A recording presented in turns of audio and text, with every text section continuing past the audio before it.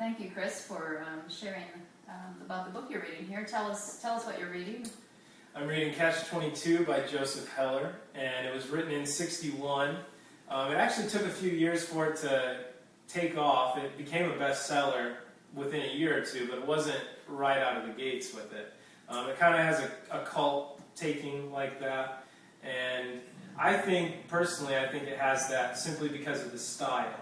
Okay. It reminds me of kind of Seinfeld, where if you know one story, if you know one way that the joke's going to run, here's the premise, and you know what the punchline's going to be before it happens, and you still laugh at it. And that's the way it is through every single chapter. It's a consistent kind of humor. Yeah, the joke is always the same, even though the plot is evolving throughout the book. Okay, so is this the first time you're reading through it? No, this is actually the second time. I was introduced to it by a friend after high school, and I read it and absolutely loved it. Okay. And I just recently read Infinite Jest by David Foster Wallace, and he kind of has one of the same techniques in his writing where all the characters are thrown into a scene or a situation, and none of them has a real good grasp on what's going on, where they're at, what they should take away from the scene, and they're all just kind of feeling their way through it. Okay.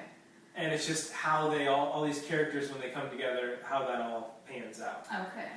So the style is kind of what brought you back to it, and probably the story as well. Can you tell us a little bit about the plot? Sure. The plot is, it's set on a small Italian island in the Mediterranean, and they're a bunch of Air Force bombers, and their base is the whole island. And what is the time? It's World War II. Okay. So they're fighting not the British, they're with the British. They're fighting the Germans and the Italians right there. Okay. And so the main, or the primary plot line is the main character, Yossarian, trying to get out of fighting. Okay.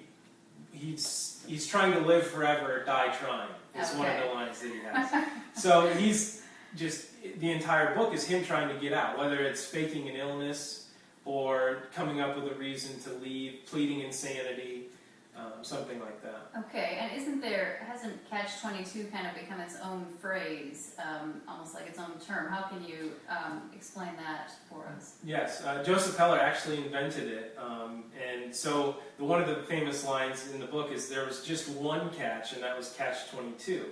But it turns out, as in the ironic fashion that he writes, there's much more than just one Catch-22. Okay. But the main one, and the first one, is whether or not you could plead insanity, and so you didn't have to fly your missions. Okay. But the catch is, as soon as you're saying, I'm scared of dying while I fly, you're proving that you're sane, because any sane person would be afraid of death.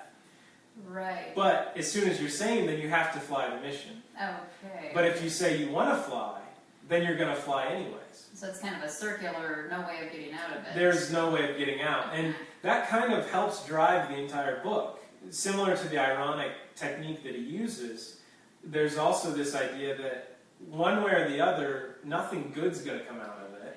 And you just run with one, and in the end, that's how it turns out. And just a little further to talk about the ironic fashion of his writing, one of the characters, when they're in a small Italian town, he says he's 107 years old. Okay. Again, in this book, you can't really take anything as truth, but he's saying that he's hoping that they lose the war. And so he has an argument with one of the American bombers, and basically says, in a paradoxical fashion, that it's the people that lose wars that stick around. Because all the famous and all the powerful empires have died out. Eventually they're gone anyway. Right. Okay. So why try and win the war? Why spend all your energy trying to win when it's just going to go away? And so I think it talks about war, but at the same time, it's talking about life and how you just navigate through it when there's no clear answer. Okay. So it's almost a little bit of a cynical tone. And yet a fascinating read. Yes, it's a very fascinating read, and it's a cynical, dark humor, especially to war. Another one of the situations is in the hospital, there's a patient that is wrapped completely in gauze, and they never hear him speak or anything. Okay. And one jar of fluid goes in, and one jar of fluid goes out. And that's part of his style, is you don't know who that person is. He is just a casualty of war. Okay. And it's the characters are like trying to figure out who he is, and there's nothing. And eventually he just gets carted away.